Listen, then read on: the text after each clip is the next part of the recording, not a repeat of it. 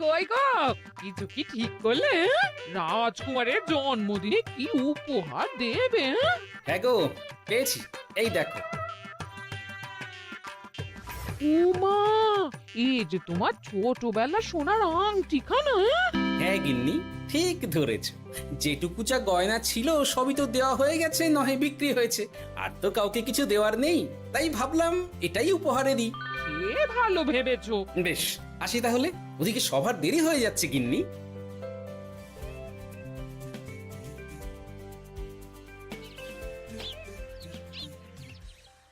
আচ্ছা শোনো, একটা কথা বলতে ভুলে গেছিলাম, আজ একটু তাড়াতাড়ি বাড়ি এসো। শাড়িওয়ালাকে আসতে বলেছি দুপুরে। আবার শাড়িওয়ালা কেন? আরে তুমি ভুলে গেলে, সামনে আমার বোনদির বিয়ে, তার জন্য নতুন শাড়ি লাগবে না গো। একমাত্র বড় মাসির মেয়ে বলে কথা। বুঝলাম।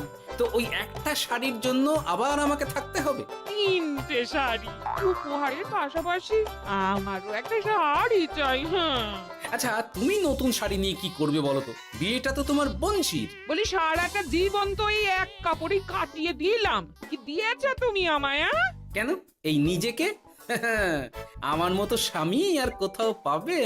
হ্যাঁ ও সব মন ভুলানো কথায় আর চিড়ে ভিজবে না, তাড়াতাড়ি আসবে বলে দিলাম। হ্যাঁ অগত্যা।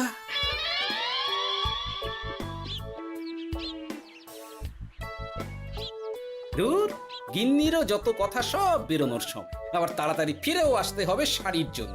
দেখি মহারাজকে বলি অগ্রিম বেতনের জন্য, না হলে তো শাড়ি কেনা যাবে না। তাও একটা হলে হতো, কিন্তু এনাকেও দিতে হবে। আসলে সত্যিই তো, গিন্নি আমার কত যত্ন আত্তি করে, কিন্তু তাকে আজ পর্যন্ত তেমন কিছু উপহার দিতে পারেনি। না, গিয়ে বলি।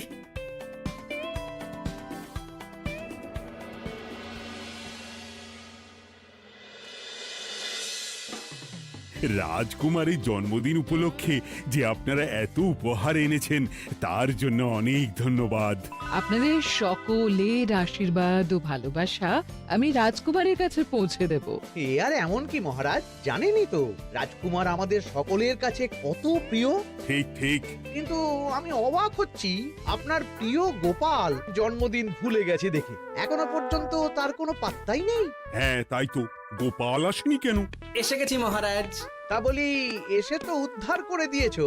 আজ রাজকুমারের জন্মদিন, সে কথা কি মাথায় আছে? ক্ষমা করবেন মহারাজ, আসলে ওই রাজকুমারের উপহার আর গিন্নির আবদার এসবের জন্যই আমার দেরি হয়ে গেল আর কি। এই নিন রানীমা, আমার তরফ থেকে রাজকুমারের জন্য ছোট্ট উপহার। অনেক অনেক ধন্যবাদ গোপাল। তবে মহারাজ, আমারও একটা অনুরোধ ছিল। কি? আমাকে যদি অগ্রিম বেতন হিসাবে কিছু মোহর দেন, তাই নিয়ে আমাকে একটু তাড়াতাড়ি বাড়ি ফিরতে হবে। উনি বলবেন আর ওনাকে দিতে হবে, মামা বাড়ির আবদার। যেটা জানেন না তার মাঝে এত কথা বলেন কেন? হ্যাঁ, আসলে মহারাজ, আমার গিন্নির বোনের মেয়ের বিয়ে সামনে, তাই গিন্নি আবদার করেছে ওই নতুন শাড়ি কেনার জন্য। জানেনই তো বিয়ে বাড়ির কত খরচা, তাই। এ তো খুব ভালো কথা, কিন্তু অগ্রিম বেতন কেন? এমন একটা ভালো খবর দিলে আমার তরফ থেকে তোমার জন্য কিছু মোহর উপহার। এই না, ধন্য মা আপনি। আপনার মতো মা থাকতে সত্যি ছেলের কোনো চিন্তা থাকে না রানীমা। ইস, বেটা আবার সুযোগ বুঝে মোহর পেল। কেন যে আমার এমন হয় না। এবার তাহলে আসি মহারাজ, গিন্নি ওদিকে অপেক্ষা করছে। হ্যাঁ হ্যাঁ, যাও যাও, আজ তাহলে সভা এখানেই শেষ করলাম। মহারাজ, আপনার সাথে আমার একান্তে কিছু কথা আছে। আমি অন্দরমহলে গেলাম। রানীমার আবার হঠাৎ কি হলো, ব্যাপারটা দেখতে হচ্ছে।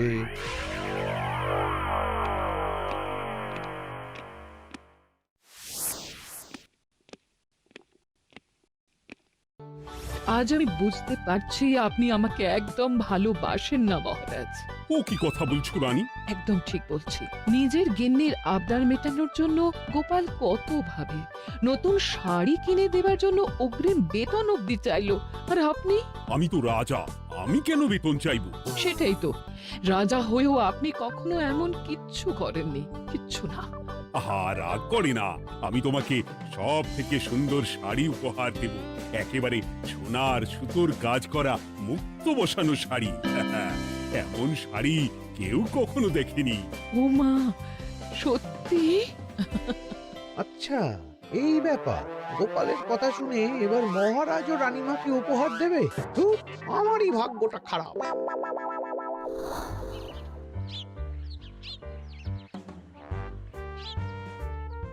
হাজার চেষ্টা করেও গোপালকে আটকানো যায় না। দূর দূর দূর, আমি যা চেয়েছিলাম তা ওই গোপাল পেয়ে গেল। ও কি গো, তুমি কার সাথে কথা বলছো? দুর্ভাগ্যর সাথে। কি সব অলক্ষণে কথা? কি হয়েছে? কি আর হবে, সবই তো তোমার দোষ। আমার দোষ? হ্যাঁ, তুমি আমার কাছে বায়না করো না কেন কিছু? তুমি বায়না করনি বলেই আজ আমি রানীমার কাছ থেকে মোহর পেলাম না, কিন্তু গোপাল পেয়ে গেল। এবার বুঝলাম। ঠিক আছে, এখন তাহলে বায়না করছি, তুমি কাল গিয়ে সেটা রানীমাকে জানাবে। ঠিক আছে? হ্যাঁ, করো করো করো, বায়না করো, বায়না করো। কি চাই, কি চাই, কি চাই? পেয়েছি। তুমি রানীমাকে গিয়ে বলবে যে আমার একটা সোনার হার চাই। এই না হলে আমার বউ। দারুণ চাল চেলেছো।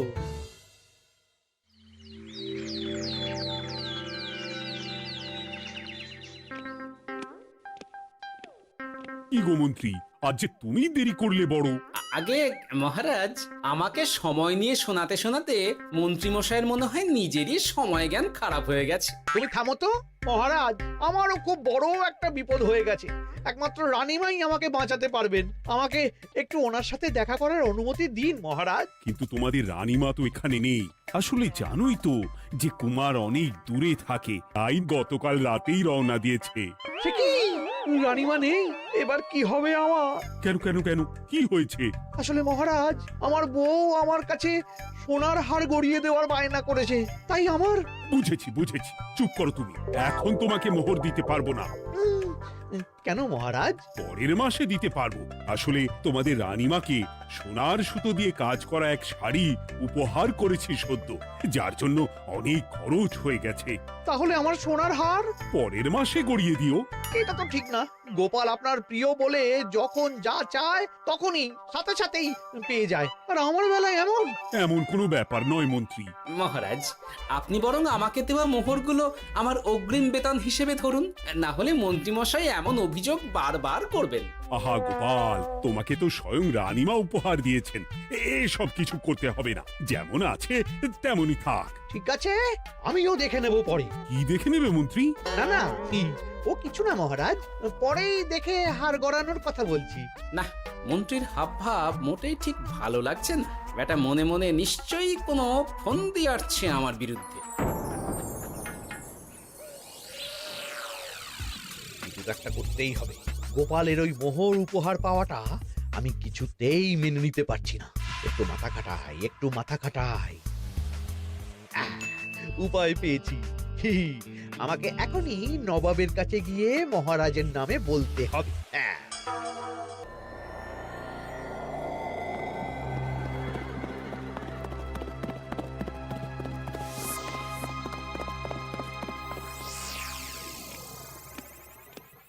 প্রণাম নবাব বাহাদুর। আরে এতে কৃষ্ণনগরের রাজা কৃষ্ণচন্দ্রের মন্ত্রী তো হঠাৎ এখানে কেন? আমি নবাব বাহাদুরকে আন্তরিক ধন্যবাদ জানাতে এসেছি। কিসের জন্য? এই যে আমরা খুব খুশি রাজা কৃষ্ণচন্দ্রের মতো একজন শক্তিশালী রাজা পেয়ে। শুধু সামরিক বলেই নয়, আর্থিক, সামাজিক, রাজনৈতিক সব দিক থেকে। আর এটা সম্ভব হয়েছে আপনার মতো একজন নবাবের মহারাজের ওপর কৃপা দৃষ্টির জন্য। বলতেটা কি চাইছো তুমি?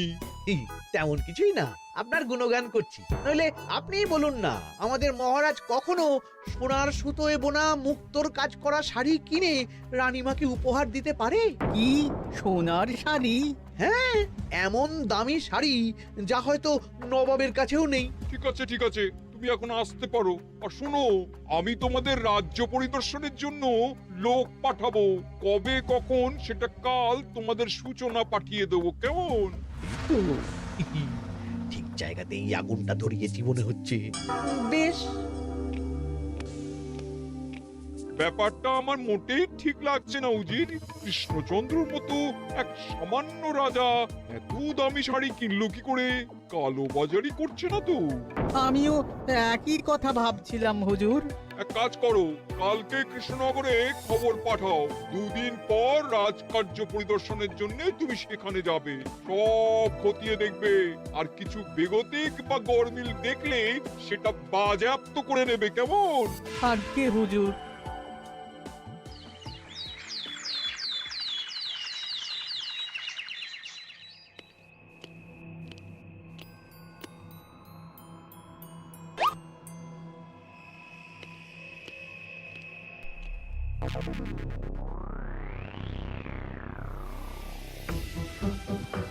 কি হয়েছে মহারাজ? কার চিঠি? নবাবের রাজকার্য পরিদর্শনের জন্য লোক পাঠাবে 2 দিন পর। এতে চিন্তার কি আছে মহারাজ? চিন্তার বিষয় আছে। নবাব আমার রাজকোষের হিসাবও মিলিয়ে দেখতে চায়। কোনো একটা ভাবে নবাবের কানে আমার সোনার শাড়ি কেনার কথাটা চলে গেছে, তাই সন্দেহ করছে। সে কি কাণ্ড! নবাবকে তো চিনি, ভুল ধরার কোনো সুযোগ ছাড়বে না। আর চিঠিতে পরিষ্কার লিখে দিয়েছে, হিসেবের একটু এদিক ওদিক হলেই সে সব বাজেয়াপ্ত করে নেবে। হায় কপাল! এ সব হয়েছে গোপালের জন্য। অমনি শুরু করে দিলেন। আচ্ছা, আমি আবার কি করেছি বলুন তো? তুমিই তো করেছো। সেদিন যদি তুমি তোমার গিন্নির শাড়ি কেনার কথাটা রানীমার কানে না তুলতে, তাহলে রানীমাও মহারাজের কাছে শাড়ির জন্য বায়না করতেন না, মহারাজও সোনার শাড়ি কিনতেন না, আর নবাবও জানতে পারতেন না। একদম ঠিক কথা বলেছ মন্ত্রী, সব দোষ তোমার গোপাল। মহারাজ, আপনি এমন বলছেন? হ্যাঁ বলছি, কারণ এটাই হয়েছে।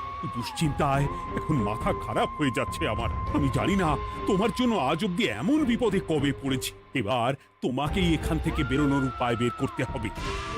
আর যদি তা না করতে পারো, তাহলে আজ পর্যন্ত তোমাকে যত মোহর উপহার দেওয়া হয়েছে, সেই সব উপহারের মোহর ফেরত দিতে হবে। সব মোহর যে প্রায় খরচ হয়ে গেছে মহারাজ, আবার আমি কোথা থেকে পাবো? সেটা তুমি জানো। এইবার গোপাল ভালো মতো জব্দ হয়েছে। এ যে লঘু পাপে গুরুদণ্ড। গোপাল পড়ল ফাঁদে। এমন দেখে মন্ত্রী হাসে আর আমার মনটা কাঁদে।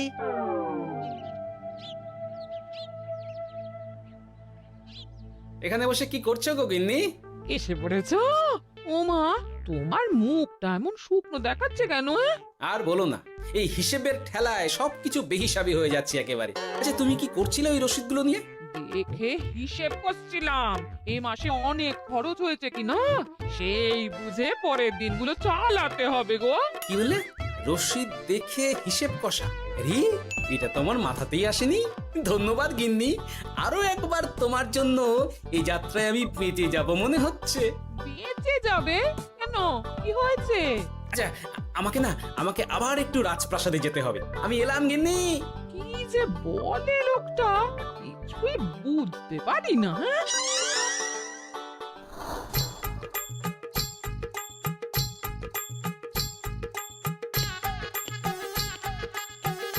আসতে পারি মহারাজ? এ কি গোপাল, তুমি? আর কোনো চিন্তা নেই মহারাজ, নবাবকে হিসেব বোঝানোর উপায় পেয়ে গেছি। কি বলছো? কি উপায়? এই দুদিনে আপনি শুধু সকল প্রজাদের কাছ থেকে পুরনো রসিদ সংগ্রহ করুন, তাহলেই কেল্লা ফতে। তাই নাকি? আর নয়তো কি? তবে এ ব্যাপারে মন্ত্রী মশাইকে কিন্তু কিচ্ছু জানতে দেওয়া যাবে না। শুধু আমি যা বলছি তাই করুন মহারাজ। সে তো বুঝলাম, কিন্তু প্রজাদের থেকে পুরনো রসিদ সংগ্রহের কথা ঘোষণা করলেই মন্ত্রী এমনিই জানতে পেরে যাবে। চিন্তা করবেন না মহারাজ, আমার কাছে এটারও উপায় আছে। আপনি শুধু খেয়াল রাখবেন যাতে এই কথা 5 কান না। বাকিটা ভরসা রাখুন, কৃষ্ণনগরের একটা ঘাসও নবাব বাজেয়াপ্ত করতে পারবে না।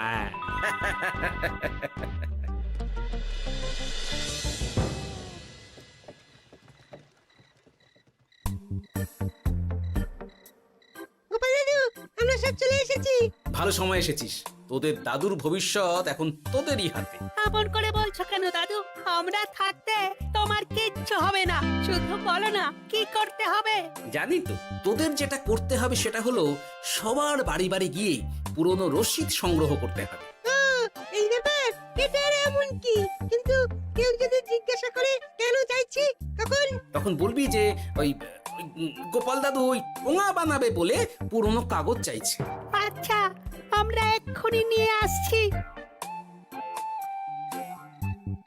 যাক, প্রথম ধাপ হয়ে গেল, এবার পরের ধাপের প্রস্তুতি। যাই, একবার বরং বিজ্ঞানীর কাছ থেকে ঘুরে আসি। বিজ্ঞানী, ও বিজ্ঞানী, বাড়ি আছো? আরে গোপাল যে, এসো এসো ভেতরে এসো। বলো, তোমাকে কিভাবে সাহায্য করতে পারি? তোমার কাছে কালি মোছা যায় এমন কোনো কিছু আছে? কালি মোছার জিনিস? হ্যাঁ, একটা তরল রাসায়নিক পদার্থ আছে যেটা সব ধরনের কালি তুলে ফেলে। দাঁড়াও দিচ্ছি। অনেক ধন্যবাদ বিজ্ঞানী।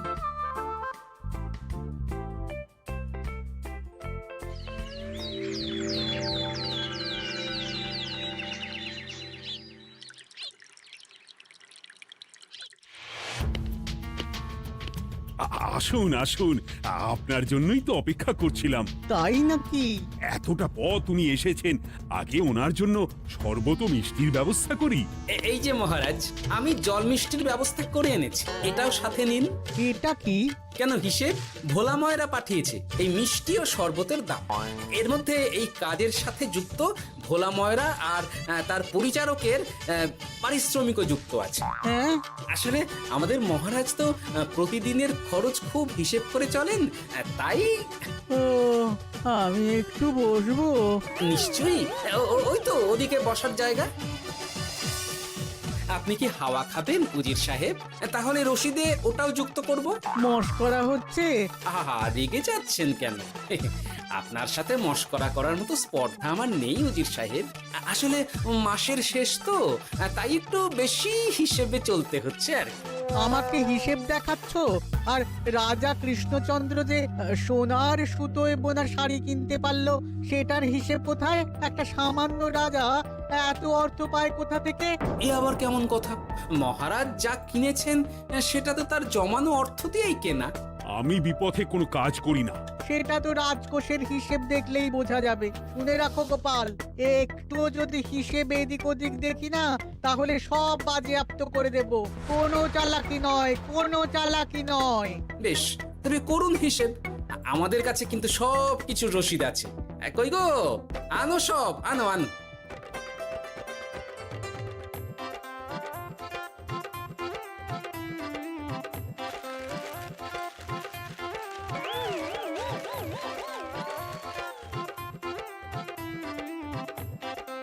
হ্যাঁ, এত রসিদ? আপনি বরং নিশ্চিন্তে হিসেব কষে নিন, আমরা আসি।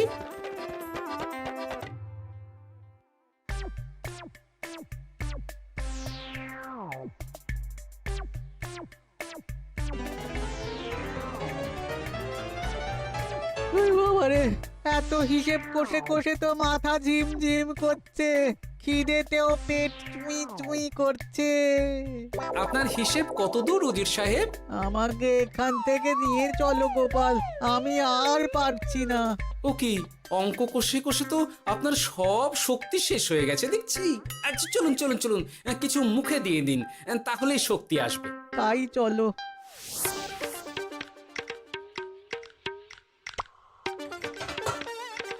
নিন, এটা হলো দুপুরের খাবার, আনাজ মশলা, এমনকি রান্নার ঠাকুরেরও পারিশ্রমিকের হিসেব। এবার আমি পাগল হয়ে যাব। আমি আর কোনো হিসেব দেখতে চাই না। সব সময় কি আর হিসেব নিয়ে চলা যায় নাকি? কি আর করা যাবে বলুন? হিসেবে না চললে আপনি তো মহারাজের উপার্জনের উপর সন্দেহ করবেন, আর বেশি খরচ হলেই সম্পত্তি বাজেয়াপ্ত করবেন। তাই বলে সব কিছুতেই হিসেব? কোনো একদিকে বেশি খরচ হলে বাকি দিকগুলো এভাবেই কম করে চলতে হয়। কি ঠিক বলিনি? আমি আমার ভুল বুঝতে পেরেছি গোপাল, এবার আমাকে রেহাই দাও। আসলে তোমাদের মন্ত্রী নবাবের কাছে গিয়ে তোমাদের রাজা নামে উস্কেছে। কি মন্ত্রী? এই রে, খেয়েছে, এবার পালাতে হবে দেখছি। ঠিক জানতাম, মোহরের জন্যই এত কিছু। তাই তো নবাব এমন করেছেন। বেশ, এবার আমি ফিরে গিয়ে নবাবকে সব জানিয়ে দিচ্ছি। সত্যি গোপাল, তোমার তুলনা হয় না। আর মন্ত্রী, আগে মহারাজ, তুমি যা করেছো তার কোনো ক্ষমা নেই। তোমার জন্যই আমার এত হয়রানি হয়েছে। ভুল হয়ে গেছে, আমাকে ক্ষমা করে দিন মহারাজ। গোপালের ওপরে হিংসে করে এমন করেছি, আর হবে না। একটা সুযোগ দিন মহারাজ। হ্যাঁ মহারাজ, সুযোগ দিয়েই দিন। বেশ, তবে তোমার শাস্তি হলো রানীমাকে আমি যে সোনা শাড়ি কিনে দিয়েছি সেটার পুরো দাম তোমাকে আমায় দিতে হবে। হ্যাঁ?